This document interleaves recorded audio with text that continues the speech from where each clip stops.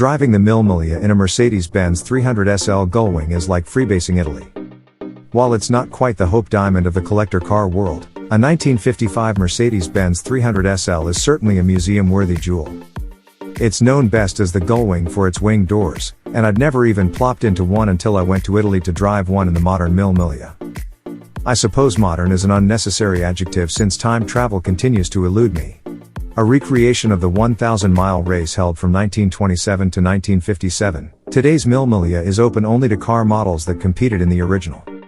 So, if you have an Austin Healey 106 or a Peugeot 403 in the garage, you can apply to enter, but it's much easier to get in if you have the actual Gullwing that finished 5th in the 55 race. That'd be my ride for the first day of the race. When it's not out reliving history, this particular SL spends most of its days at the Mercedes-Benz Museum in Stuttgart, Germany. Piloted by racer and car designer John Fitch, this 300SL finished higher than any other stock car.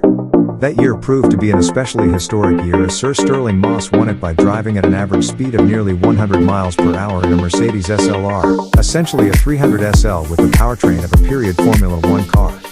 So what if I only crested 100 miles per hour a couple of times on the roughly 200-mile route from Brescia in the north to Cervia, Milano Marittima on the Adriatic? My co-driver and navigator, German race car driver Ellen Lohr, who lit up the German touring car series in the 90s and continues to chase checkered flags today, goaded me to hammer the 67-year-old SL like one might hammer a Nissan Sentra rental.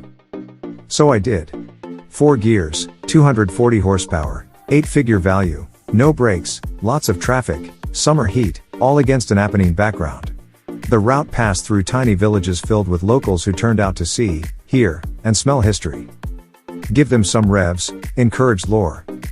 This traveling show included fleets of Porsche 356s and Jaguar XK 120s dicing with Ferraris and Alfa Romeos, plus surprises like 3 Chryslers, a 28, a 29, and a 53. In all, more than 350 vintage cars turned up to make noise and to make an already beautiful place even more beautiful. This year marked Lohr's 6th Mille, and she expressed some surprise that an American could adapt so quickly to the Italian style of driving. Every Italian appears to be a frustrated F1 racer, and every trip is a qualifying lap.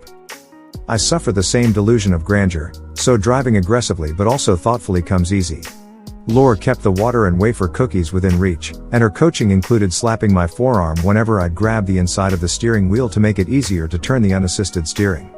A pair of driving gloves helped, a sentence I never thought I'd write. Often, the vintage cars enjoyed a police escort, but upon seeing the round headlights and numbered meatballs on the hood, Italian drivers moved over to let age and beauty through. When they didn't, we'd simply rip past. We pounded through roundabouts, cornering hard enough to feel the rear swing axle begin to dance. The 300SL seemed to relish it, and confidence grew with every minute. That is, until it came time to mash the brake pedal. I've had sore feet from braking hard, but it usually happens after a couple of days of lapping during our annual lightning lap event. To stop, no, stopping is too ambitious. To slow the SL requires serious leg strength. A Gullwing driver never skips leg day. The 4 drum brakes are straight out of 1955, but the rest of the driving experience is nearly modern. As darkness arrived, I switched on the headlights, which painted our path a dim yellow-white. With the confidence born of dehydration, joy, and time behind the wheel, I put the hammer down on one particularly long autostrada stretch and closed in on our goal. The snarl of the intake filled the cabin as the 6 ripped toward the red line. Thoughts of how to do this again filled my head. I reasoned that I've always wanted a post-war Lancia, and while an Aurelia is probably out of reach, an Appia qualifies for the race and would be laugh-out-loud fun.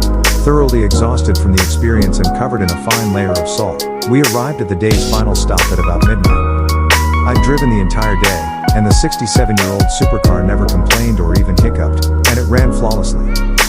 I'd have to give up my seat to someone else to enjoy day 2. It wasn't enough. What I got amounts to a taste of what it's like to freebase Italy. I'll never stop wanting more.